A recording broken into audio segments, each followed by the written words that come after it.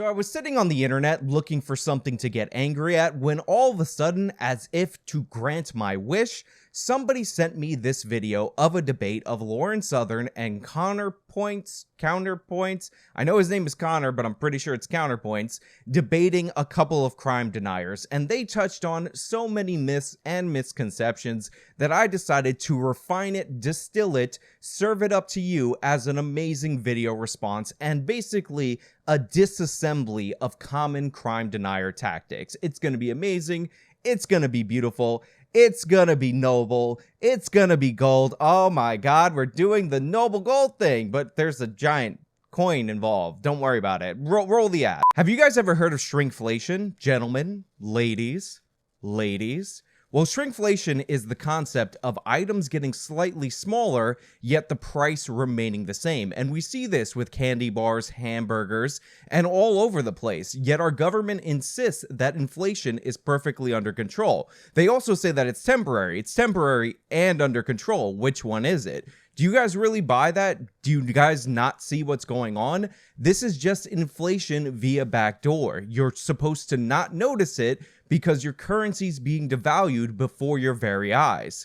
But Noble Gold is ahead of the curve. They know that with the Precious Metals IRA, you'll be able to hedge against these rising prices and retire without having to worry about it. You'll be able to keep up with the inflation that politicians in Washington are trying desperately to hide.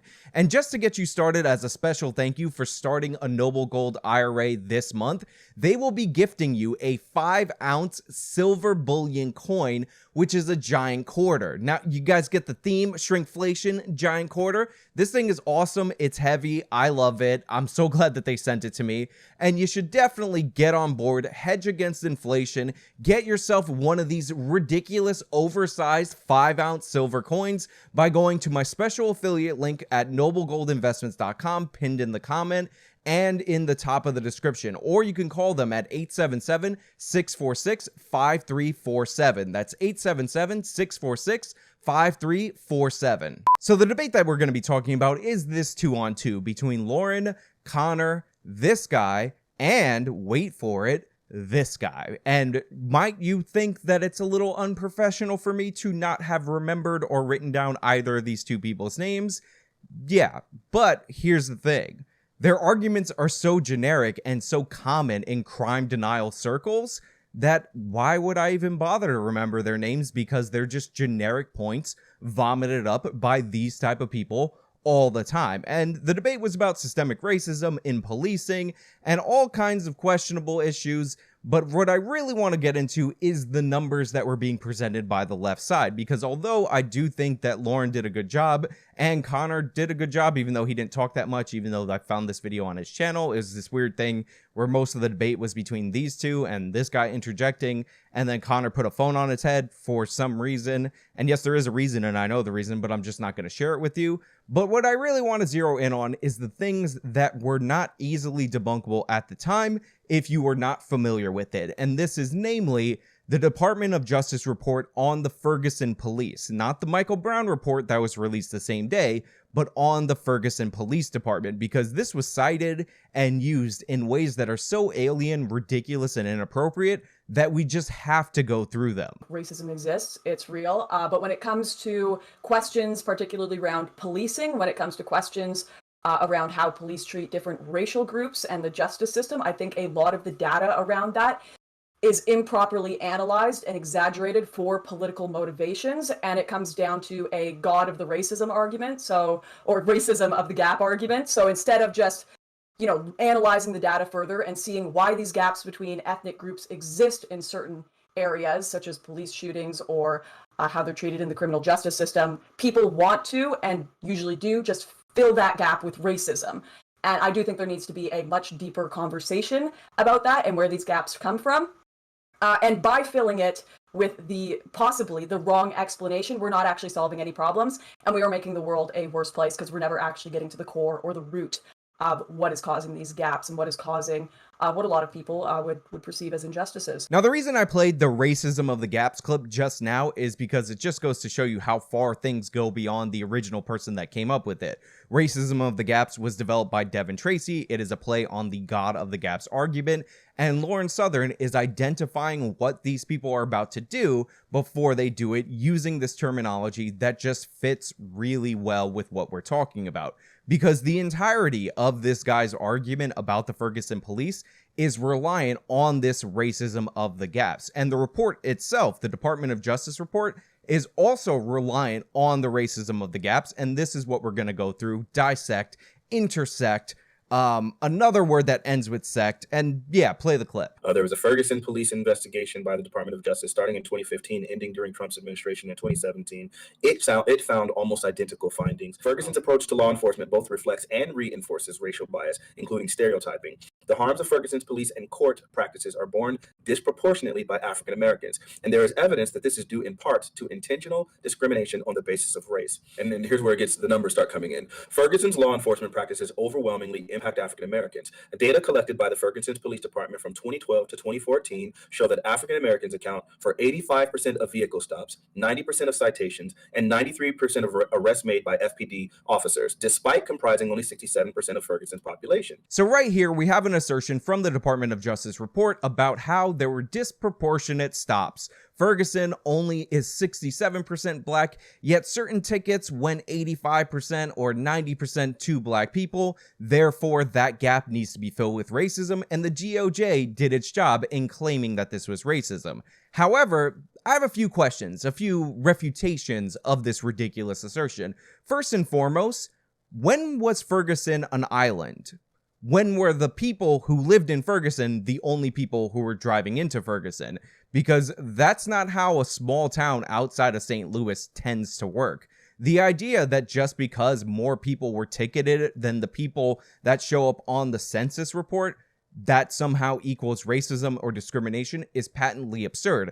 In fact, if you talk to the Ferguson mayor at the time, he'll tell you that part of Ferguson has a big grocery store, and a bunch of the neighboring counties or the neighboring little townships don't have their own grocery store, and those people tend to be black, so they're driving into Ferguson and they represent a substantial amount of the tickets. But the Department of Justice wasn't looking for an explanation, they were just looking to find a gap and assert that it was racism. And the reason we know this is because Eric Holder went down initially to investigate the Michael Brown shooting. When that turned up nothing, he shined his focus on the Ferguson Police Department itself in order to find some kind of resolution for the people of Ferguson who were rioting and destroying their own city over absolutely nothing. Also, the population numbers are incredibly deceptive because we know that more than just population leads to crime. First of all, we should know, unless you're a crime denier like these two people, that black people create way more crime. So if you're committing way more crime, you should expect to be interacting with the police way more. But we also know that young black men create way more crime than older black men, and also younger black men create more crime than older white people. So if you look at the median age for a white person in Ferguson and compare it to a black person in Ferguson, and you don't control for this, then you're not really telling us anything that's interesting. And luckily for us, I have the census information on this exact statistic. And what you find out is the median age for a white person in Ferguson is 53 years old. The median age for a black person in Ferguson is 31 years old. So black people in Ferguson may be 67% to 29%, but they have way more younger people, aka the demographic most prone to committing all types of crimes, than white people have in their own age group. So there's more young people, aka more criminals. We would expect more bad police interactions. Now, he also talks about hit rate, where basically you stop a white person, then you search them, you stop a black person, then you search them, and what's the percentage of revealing some kind of contraband from this search. African Americans are more than twice as likely as white drivers to be searched during vehicle stops, even after controlling for non-race-based variables, such as the reason the vehicle stop is initiated, but are found in possession of contraband 26% less often than white drivers, suggesting officers are impermissibly considering race as a factor when determining whether to search. Now, hit rate is incredibly stupid, but what's even more stupid is him asserting that this controls for the reason why people were stopped in the first place. Even after controlling for non-race-based variables, such as the reason the vehicle stop is initiated. Yeah, it does not matter why people were stopped in the first place. This is like saying that Michael Brown was shot because he was stopped under suspicion of a strong arm robbery, which he did in fact commit.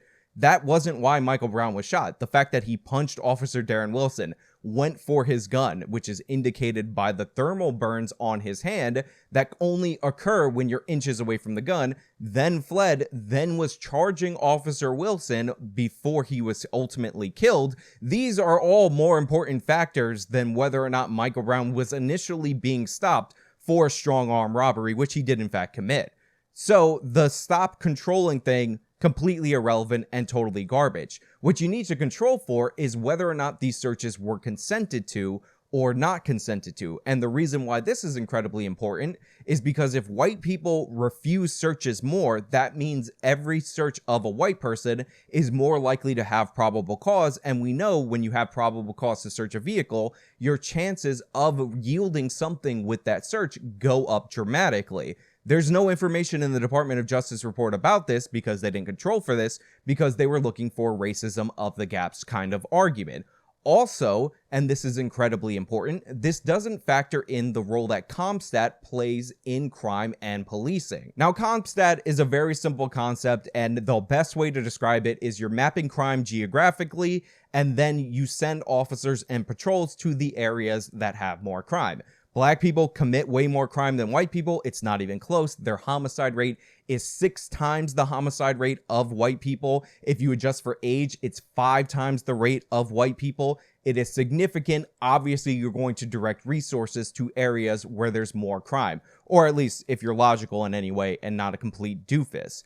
Now, if you're doing a sting, let's say you're looking for, I don't know, drug purchases, because we're talking about contraband and this is the kind of contraband, in a black neighborhood, and you're surveilling an area that's like a known drug dealing zone, what's the easiest thing to spot in one of those areas?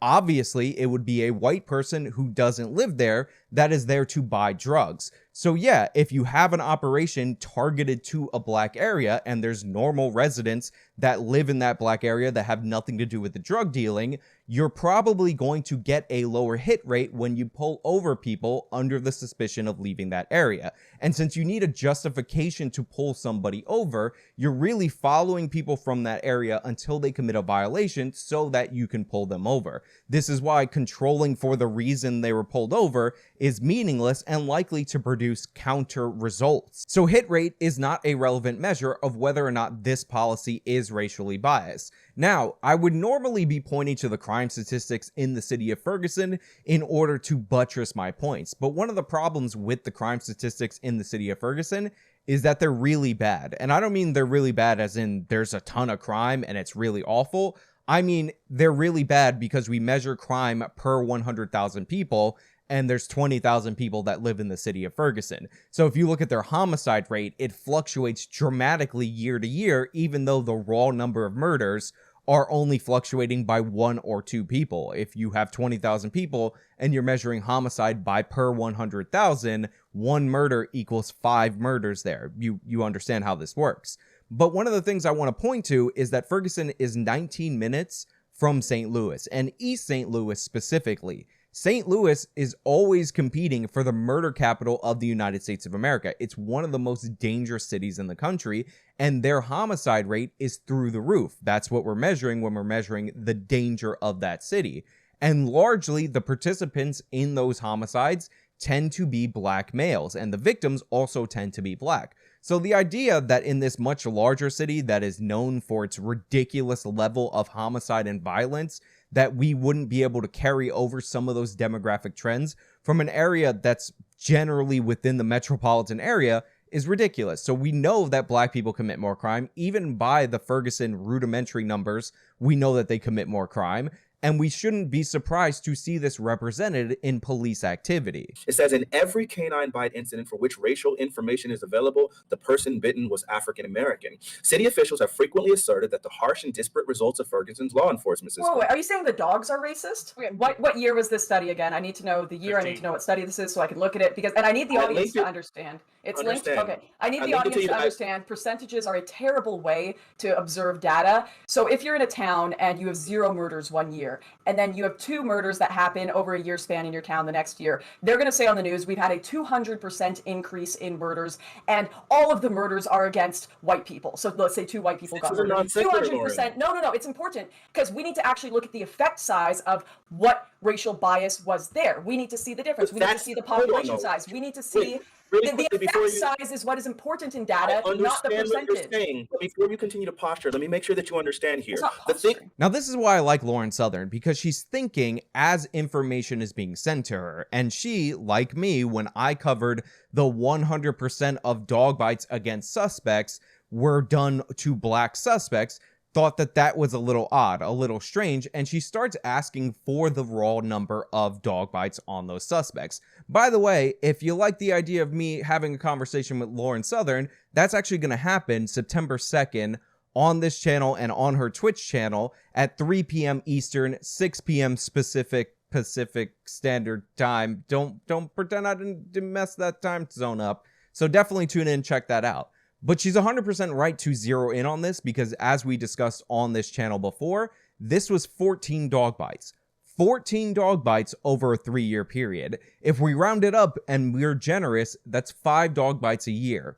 That's not a lot at all, and it's not surprising that a more criminal population that skews younger and younger people commit more crime would have bad interactions with police dogs. Now, there are individual instances in the DOJ report of dog bites, and they're really bad, and I don't think the circumstances in those individual instances warranted them. But now we're bringing it down from 14 dog bites all the way down to 1 or 2 or 3 instances that may have been uncalled for, or the dog got out of control, or similar. Well, I think, you do have like a combination of those things. I think, yes, homicides can, increase police presence. That makes all the sense in the world. Crime would probably increase police presence. But I think when the article goes on to like detail the fact that they're 26% less likely to find contraband and they're still doing these searches unnecessarily, that it seems like actual finding things is not what's driving it. We saw the same thing play out in Stop and Frisk, where they were significantly less likely to find contraband or weapons on African Americans, yet they continue these unconstitutional searches on a regular basis. So yes, if you can show me a correlative increase, like that there's a crime increase and then there's like police presence increase, we would be able to see those things. So yeah, this is total nonsense. And what's great about this is that when he's being backed down on these points, he reaches for an NYPD point about stop and frisk.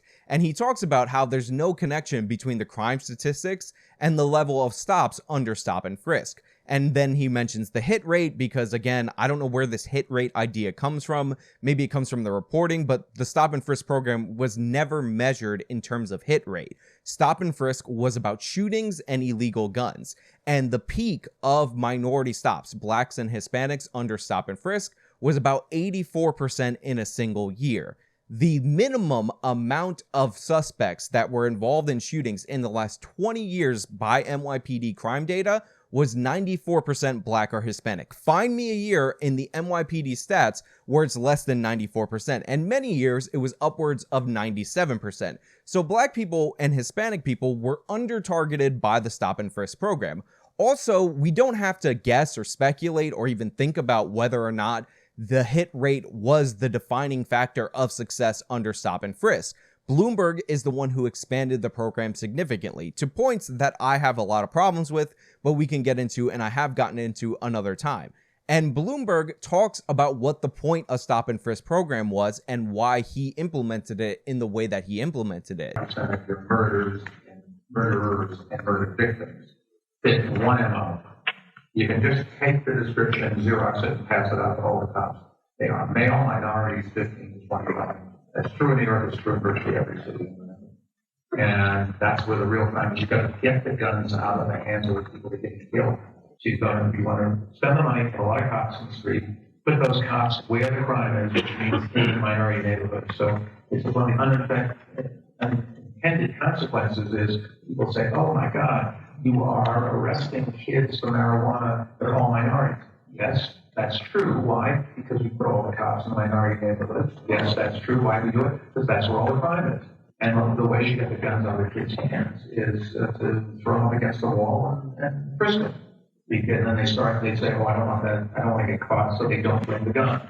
They still have a gun, but they leave it at home. There it is, from the horse's mouth. The program was designed to deter carrying of illegal guns. So getting less guns per suspect stopped in the demographics most likely to be carrying guns is a measure of success of the program, and these people are taking that, turning it on its head, and saying that it's a measure of failure. Now, as I've said multiple different times on this channel, the increase in the raw number of stops under Michael Bloomberg, I don't think were justified. I don't think you can follow the Terry standard when you're stopping that many people. However, even though they're not justified stops, that doesn't necessarily mean they're racist, because again, what the NYPD does, and they're better at data-driven policing than any department in the country, is use CompStat. So they're going to the areas where there are shootings and trying to deter people from doing the shootings. And since 94 to 97% of all shooting suspects in New York City are Black or Hispanic every single year,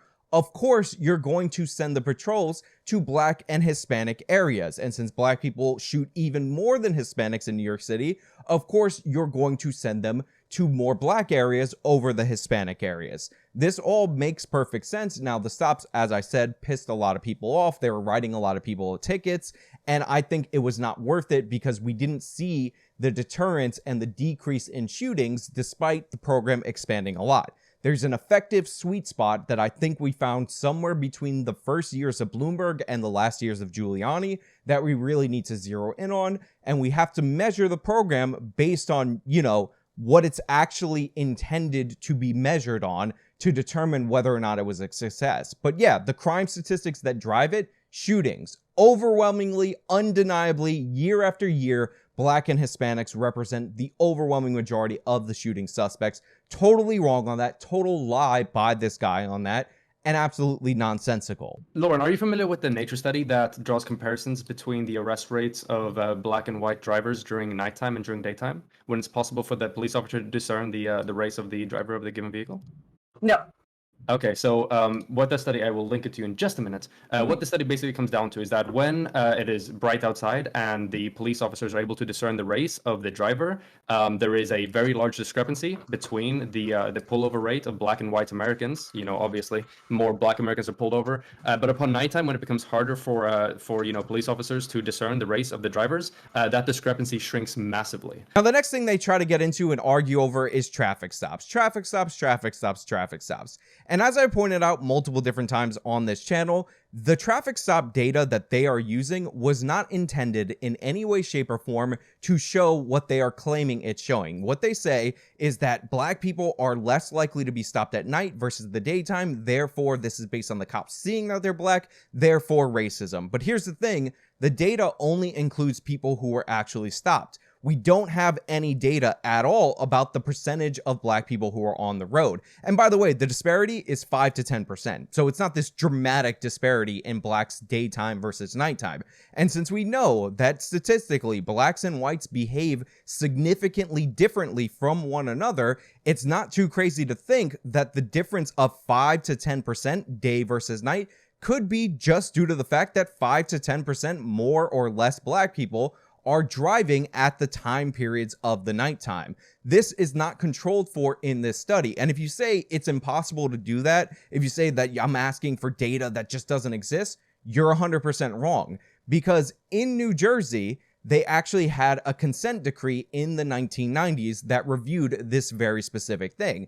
After the police were involved in 4 shootings of minority suspects, the federal government came in, and the New Jersey Police Department in question actually admitted that they were in fact racist and they were using racial practices when confronted with the data. So what the federal government decided to do was conduct studies to determine exactly how racist the New Jersey police were. And what these studies turned out, Both versions of it, one where they surveyed people by race at toll booths, and the other one where they used high resolution photos and had multiple coders to determine the people who were on the road versus the people who were speeding, was that using the random census data from the area does not give you an accurate depiction of who is on the road. And fundamentally, the assumption that blacks and whites drive similarly is actually 100% wrong. Black people were 64% more likely to speed in the 65 mile per hour zones that they were conducting these surveys on. Way more likely than white people. They also came in a lot from Pennsylvania. So using the census data, which all of these do in comparing traffic stops to population, was not accurate as a predictor of who was on the road. And in fact, when they boiled down this study and they compared what the driver makeup of who was actually speeding versus who was on the road to all these different predictors, what they found is that the most accurate predictor of who was on the road and who was speeding more were the police citations themselves. So this study that the police took on and agreed to and admitted they were doing racial profiling proved not once but twice that the police were not racial profiling, even though they thought they were, based on the fact that they were pulling over so many more black suspects. It turns out black people speed way more regardless of age and all those factors. Older black people speed more than older white people. Black women speed more than white women. Younger black people speed more than younger white people. Proven out beyond any shadow of a doubt. And what's great about this is that unlike the other study on Ferguson, where he says it was released in 2017, so it's cross-partisan, what it's only talking about is specifically a disparity between two different classes of people, and they've gone in depth and looked at the police's own data, and from that they've come to the conclusion that there has to be, and I quote, discriminatory intent in violation of the 14th Amendment from our own Department of Justice, and this study was released during Trump's administration. Just making sure that your audience is clear of that too. Which is not true. It was released in 2015, and in 2017, the Trump administration ended the Ferguson consent decree because they thought it was BS. This actually was cross-partisan, and when they got the results of this study that showed that the police that admitted themselves were being racist were actually not racist by this study, they were suppressing it. They didn't want to release it. It was reported as a controversial study, which just goes to show you the state of race relations in this country over the past decades has not changed as much as we thought, because it was considered controversial to point out that the police weren't being racist and black people were speeding more. That's insanity. So this data exists. You can look at this survey for yourself. You can argue about the methodology, but it's 100% accurate in my mind. You're actually looking at who's on the road and who's speeding, and then comparing that to speeding tickets. These post hoc traffic studies do not do that, and we've known that these post hoc traffic studies don't do that since 1998, when the Department of Justice decided that they were going to try to measure it more accurately based on the assumed flaws in this specific type of research being cited by these two regressives. But there are a few things we can say for a fact. We can say that during unprecedented amounts of protests and public gathering that were fundamentally set in place in order to protest some form of civil unrest that directly impacted many of the people protesting, a staggering amount of those were completely peaceful. Up towards 93% of them were. In addition to that, the 7%, they're in between, that didn't end up being, peaceful, have a wide range of other variables why that might be. Some of them, probably just turned violent. Now, the next thing I want to push back on is the usage of the mostly peaceful 93% number, only 7% were riots, that was displayed in this video. Now, Lauren and Connor covered this to a great extent, but they didn't make one crucial point that I think needs to be made. The number of riots, according to this survey that represents 7% of these protests, is 550. The survey only was conducted over 90 days, so that means there was an average of 6 riots a day. This is one of the most violent movements in American history, and that's not even factoring in the problems with the methodology of what constitutes a peaceful protest. So if 12 people gather and they're holding Black Lives Matter signs at noon and then they go home after an hour, that gets counted in the 7,700, which is the larger number, but the massive gatherings that were more likely to lead to violence aren't counted. Also, by this same metric, it said that 10% of the locations where there were Black Lives Matter protests had violence and riots. 10% is not a good thing. If you were going to go to 100 tourist destinations and 10 of them turned out to be riot hotspots, you would not be happy if you were visiting the United States of America. And this guy goes into this weaselly thing about right-wingers being part of the people that are initiating the protests, and I have a very good response to that. However, there is evidence to believe and research to indicate that, hey, there can also be meddling by other forms of like institutions. There's been evidence by several federal judiciaries and arms of the government, a lot of them appointed by Trump, in fact, that there have been a number of far-right agitators that have produced a number of the initial agitation that sparked a lot of the initial conflict when it comes to, turning a protest from a protest to a riot.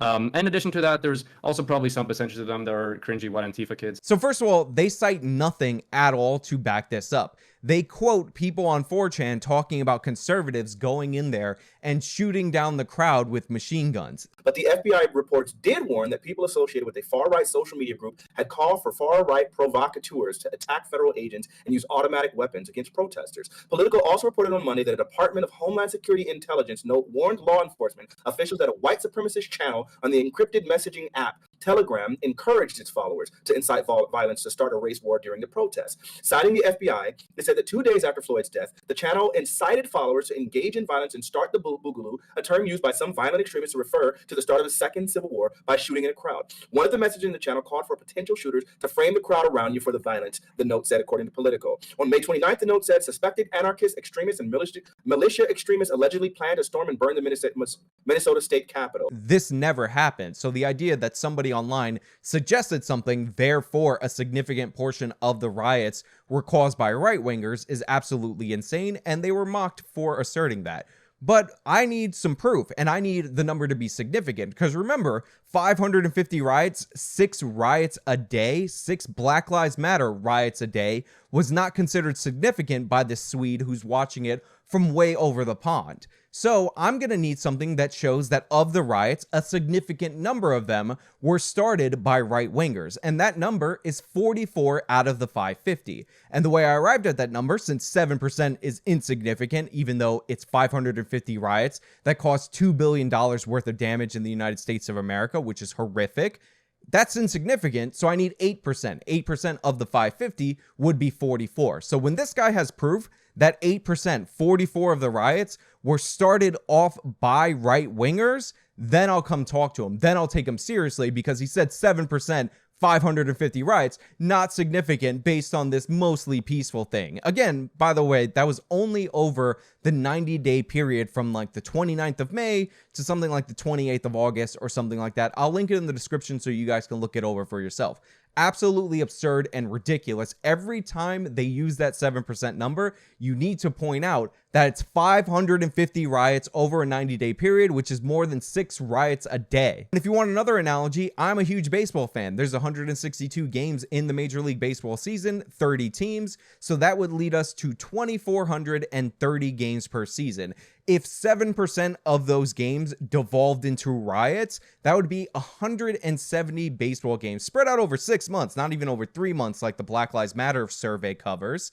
And if we had riots in 170 baseball games per season or in any given season, that would be considered the most violent sport of all time, and we would have politicians demanding that we shut the sport down because it's so dangerous. So if you want to pretend 7%, even if we accept the methodology of your ridiculous survey is insignificant, then you're going to have to pretend that the raw number 550 over 6 months is insignificant. $2 billion worth of damage, totally insignificant, mostly peaceful. This was a violent terror movement that wreaked havoc across this country, and downplaying and dismissing it is absolutely ridiculous, and it should not be stood for. Now look, there's a lot more garbage being promulgated by these two crime deniers throughout the course of this debate, but I suggest you watch it in full so that you can understand it, witness it for yourself, and if you have any questions about specific ridiculous claims that they made, bring it back to me, because we're only going to go over one, and that's this idea from the Swede, again, that we need to measure black people being killed by the police against population instead of violent crime. Now, they go over a study and all this different citations and this and that and the other in order to get to this conclusion, but you don't need any of that. Quite simply, the black crime rate, the violent crime rate among the black community, is 3.6 times the white crime rate. Even in denialist articles, they admit that black people are only 3 times more likely to their population to be killed by the police. That is lower than their rate of violent crime, which is way higher. So there's no bias in there. If you have more interactions because you're more criminal, you're more likely to be shot by the cops disproportionate to your population. That's why we don't measure police interactions to population, or we shouldn't. We measure it to the level of crime. These people are committing way more crime. I don't know how many more times I have to say it. Look at any crime statistics ever and you'll see that. But hey, those are just my thoughts. Let me know your thoughts down in the comments below. If you liked the video, show me by leaving a like. Subscribe for more content. Follow me on all my social medias. Be sure to show up September 2nd, which should be tomorrow if I'm releasing this video on time. 3 p.m. Eastern, 6 p.m. Pacific, to see me and Lauren Southern battle to the death, even though it probably won't be a debate. And it's just a good time. Support via the support links. Till next time.